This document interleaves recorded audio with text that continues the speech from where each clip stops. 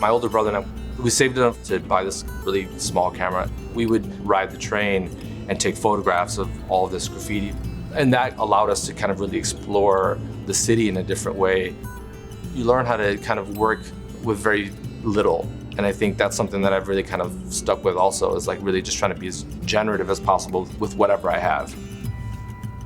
I'm Harold Mendez. I'm a visual artist, and I currently reside in Los Angeles. The places which I pull from the most, it's, Chicago, it's Medellin, Colombia, where my mom is from, and then Zacatecas, Mexico, where my father's from.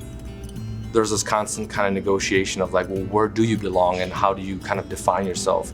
Maybe that's a thing that comes with being like a first generation American, right? It's like that you belong to one place, but you also belong to somewhere else. And so that it also just comes out in the work, this idea of sort of transformation, how you take one thing and then you mediate it, either its surface or its structure, you make it a reflection of itself. It's a new thing. 2017, I got invited to go to Cuba, and I went there specifically looking for the grave of this artist named Belkis Sayon. While I was there, I was making a lot of photographic work, looking for her gravesite. And I came across this cardboard box that was sort of half torn, and it was just full of magnolia flowers. So I had this idea of what if I could make this box that, was cast, but that it would be a kind of a vessel for this accumulation of all these flowers, that it would spill out.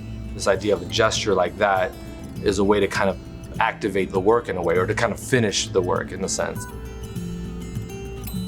These concepts and these subjects relate to the figure of the body in a way, or the absence of the body in a way. And I think what I'm doing here is really kind of focusing on this idea of mourning. The body is not completely absent, that you're still tending to it, you're keeping record in a way. I think artists do have a responsibility to speak to the times that we're living in.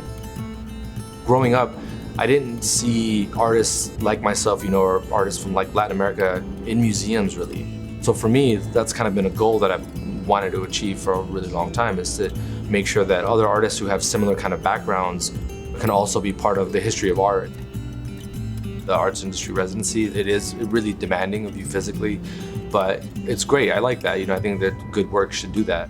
It's definitely been an interesting journey to really experiment and really just see where making art and making a life from art has taken me.